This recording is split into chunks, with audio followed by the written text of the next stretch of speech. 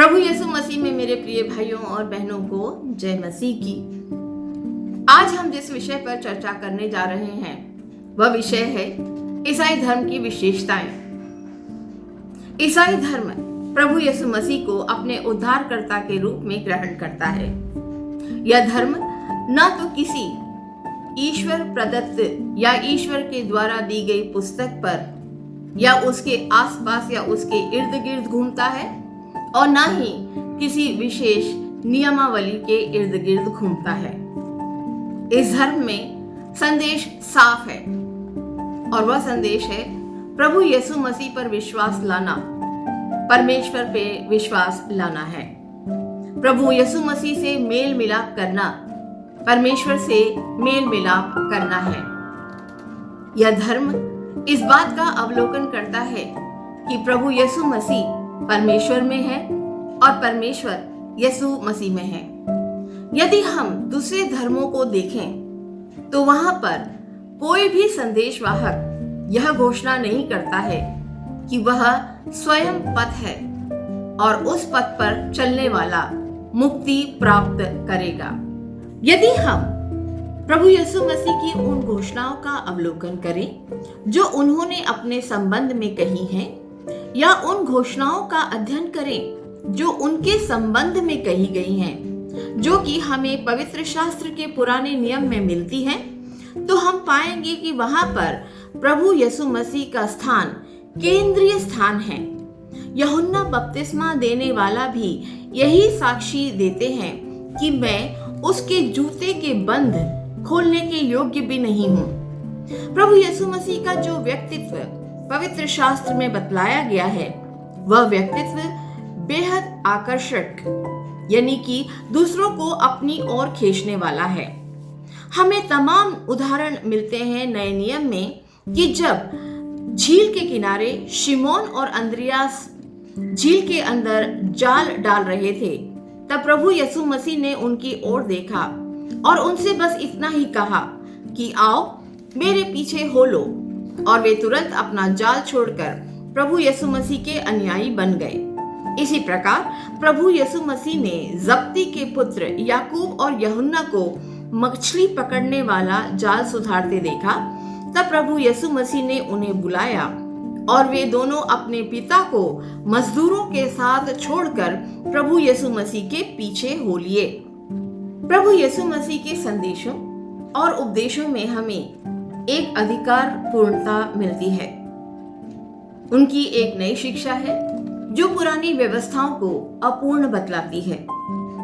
वे नए नियम में बहुत जगह यह कहते हैं कि तुमने तो पुराने जमाने में या पुरानी व्यवस्थाओं के अनुसार यह सुना ही होगा या करा ही होगा, लेकिन आज मैं तुमसे सच सच यही कहता हूं। यह अधिकार पूर्णता केवल उसे प्राप्त होती है जो परमेश्वर का पुत्र हो। प्रभु में मेरे प्रिय भाइयों और बहनों, प्रभु यीशु मसीह यही कहते हैं कि वे सत्य मार्ग हैं और सत्य जीवन का स्रोत हैं। जो कोई इस मार्ग पर चलेगा वो कभी ठोकर नहीं खाएगा।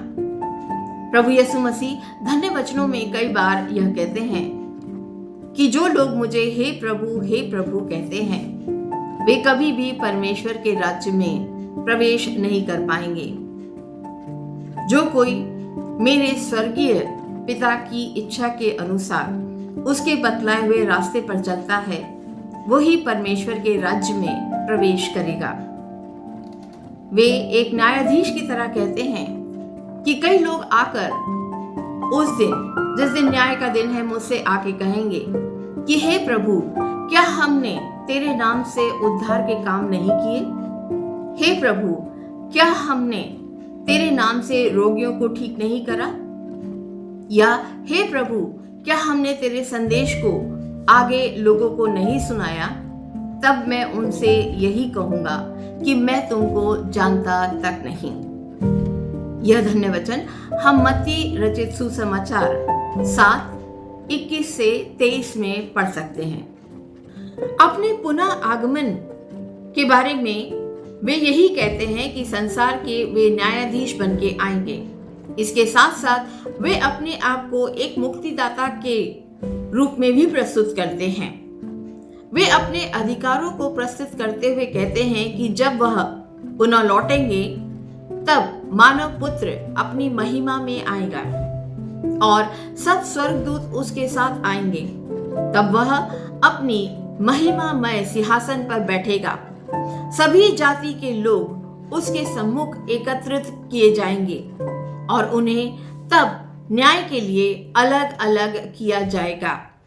और हम यह भी पढ़ते हैं पवित्र शास्त्र बाइबल में कि प्रभु यीशु मसीह अंतिम दिवस न्याय के सिंहासन पर बैठकर केवल न्याय ही नहीं करेंगे, वरन उन्हें लोगों के पाप को मुक्त करने का भी या पाप क्षमा करने का भी अधिकार होगा।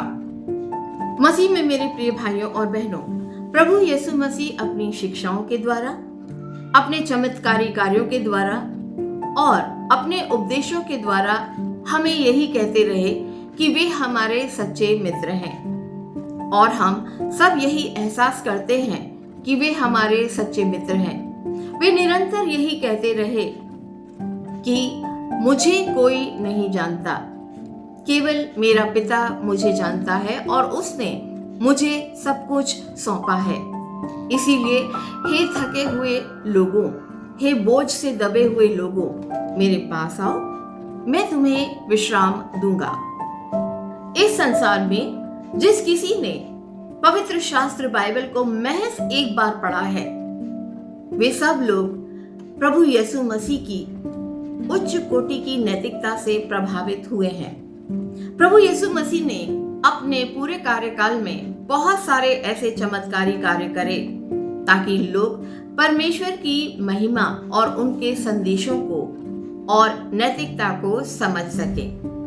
वे अपने बारे में भी मत्ती 16 में अपने शिष्यों से पूछते हैं कि बताओ लोग मेरे बारे में क्या कहते हैं। तो शिष्य जवाब देते हैं कि कुछ लोग तुझे यूहन्ना बपतिस्मा देने वाला मानते हैं, कुछ तुझे एलिया मानते हैं और कुछ तुझे अन्य नबी मानते हैं।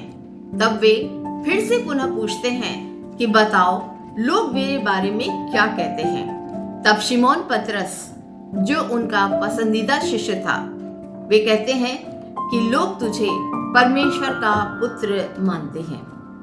पवित्र शास्त्र बाइबल के नए नियम में कई ऐसे उदाहरण हमको मिलेंगे जो इस बात की घोषणा करते हैं कि प्रभु यीशु मसीह जीवित परमेश्वर के पुत्र हैं और यही सत्य ईसाई धर्म को मानने वालों के लिए विश्वास और आराधना का मूल घटक है।